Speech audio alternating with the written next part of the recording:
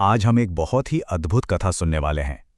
श्री राधा रमण जी के प्राकट्य की कथा। चलिए इसमें खो जाते हैं। एक सवाल है जो अक्सर सुनने को मिलता है कि भाई भगवान को देखा किसने है, जिसे देखा नहीं उसे भला माने कैसे। सही बात है ना? लेकिन इस सवाल का जवाब शायद एक दूसरे सवाल में छिपा है।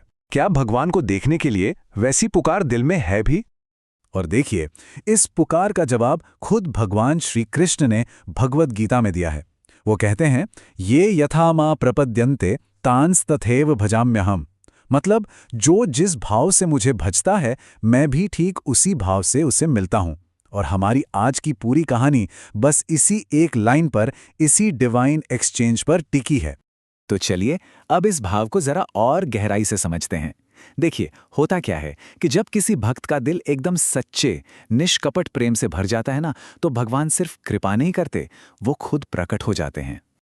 और ऐसा ही कुछ हुआ श्री गोपाल भट्ट गोस्वामी के साथ। वो वृंदावन के 6 महान गोस्वामियों में से एक थे। मतलब ऐसे संत जिन्होंने अपनी इंद्रियों पर पूरी तरह से विजय पा ली थी।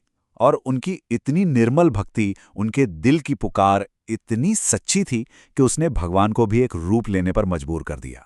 तो ये कहानी शुरू होती है दक्षिण भारत से। उस समय परम करुणामय श्री चैतन्य महाप्रभु अपनी यात्रा पर निकले हुए थे। जब महाप्रभु श्रीरंगम पहुंचे तो वहां का माहौल ही बदल गया। उनका दिव्य प्रभाव कुछ ऐसा था कि बस पूछिए मत। वो जब कीर्तन करते थे तो ऐसा लगता था जैसे करोड़ों गंधर्वों का संगीत भी फीका पड़ जाए। उनका तेज सोने की चमक जैसा था और आंखों से लगातार प्रेम के आंसू बह रहे थे। और जैसे ही वो भगवान श्री रंगनाथ के सामने पहुंचे, प्रेम के भाव में वो जमीन पर गिर पड़े। उसी भीड़ में एक छोटा सा बालक था, गोपाल भट्ट। जैसे ही उन्होंने महाप्रभु को प्रणाम किया, महाप्रभु ने बड़े प्यार से, बड़े स्नेह से उन्हें अपनी गोद में उठा लिया। कहते हैं बस वही एक पल था जब गोपाल भट्ट के दिल में भक्ति का बीज पड़ गया।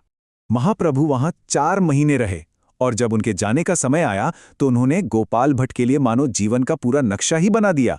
उन्होंने 3 बातें कहीं। पहली, अपने माता पिता की सेवा करना। दूसरी, हमेशा हरि नाम का कीर्तन करते रहना। और तीसरी, जब सही समय आए तो वृंदावन चले जाना।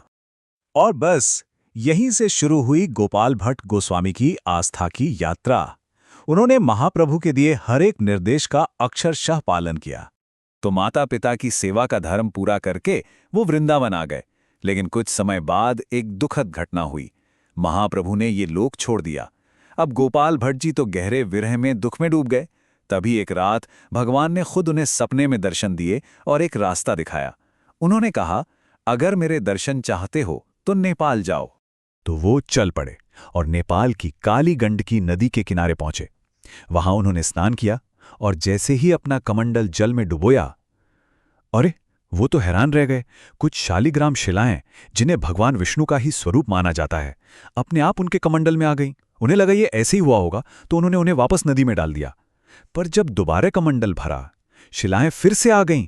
और जब तीसरी बार ऐसा हुआ तो इस बार ठीक 12 दिव्य शालिग्राम शिलाएं उनके कमंडल में थीं। तब वो समझ गए कि ये कोई संयोग नहीं, ये तो स्वयं भगवान की ही इच्छा है। तो उन 12 शालिग्राम शिलाओं को लेकर वो वापस वृंदावन आ गए और बड़े ही प्यार से, पूरी भक्ति से उनकी सेवा में लग गए। लेकिन उनके दिल में एक बहुत गहरी इच्छा जन्म ले रही थी। हुआ ये कि एक दिन एक अमीर सेठ जी वहां आए। वो गोस्वामी जी की भक्ति देखकर इतने प्रभावित हुए कि उन्होंने भगवान की सेवा के लिए कुछ बहुत ही खूबसूरत कपड़े और कीमती गहने भेंट कर दिए। अब यहीं पर एक बड़ी ही मार्मिक स्थिति बन गई। एक तरफ तो वो गोल, सरल शालिग्राम शिलाएं थीं, जिन्हें ये कपड़े या गहने पहनाए नहीं जा सकते थे। और दूसरी तरफ गोपाल भट्ट गोस्वामी के दिल की तड़प थी कि काश भगवान का साकार रूप होता, जिनके हाथ होते, पैर होते, एक प्यारी सी मुस्कान होती, जिन्हें वो इन सुंदर वस्त्रों से, इन गहनों से सजा पाते। और बस उसी भाव में उनके दिल से एक बहुत गहरी प्रार्थना निकली। वो मन ही मन कहने लगे, हे प्रभु, आप तो सब जानते हैं, आप तो अपने भक्तों की हर इच्छा पूरी करते हैं।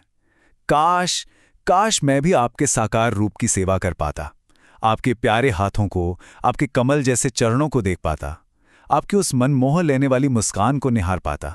और जानते हैं, दिल से निकली उस सच्ची पुकार का जवाब मिला। और ऐसा जवाब मिला जो इतिहास में हमेशा के लिए अमर हो गया। तो उस शाम भी उन्होंने अपने नियम के अनुसार बड़े प्यार से सभी शालिग्राम शिलाओं को भोग लगाया, उनकी आरती उतारी और फिर आराम करने के लिए उन्हें एक बांस की टोकरी से ढक दिया। अगली सुबह हुई, वो यमुना जी में स्नान करके वापस आए और जैसे ही उन्होंने पूजा के लिए उस टोकरी को उठाया, जो उन्होंने देखा उसे देखकर उनकी तो जैसे सांस ही रुक गई।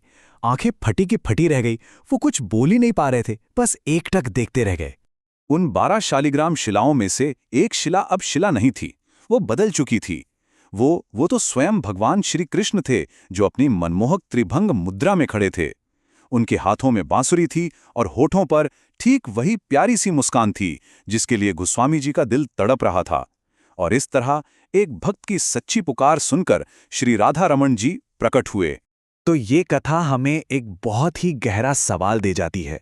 भगवान तो प्रकट होने के लिए हमेशा तैयार हैं, पर क्या हमारे दिल में उन्हें बुलाने के लिए वैसी तड़प, वैसा सच्चा प्रेम है? ये सवाल हम सबको खुद से पूछना चाहिए।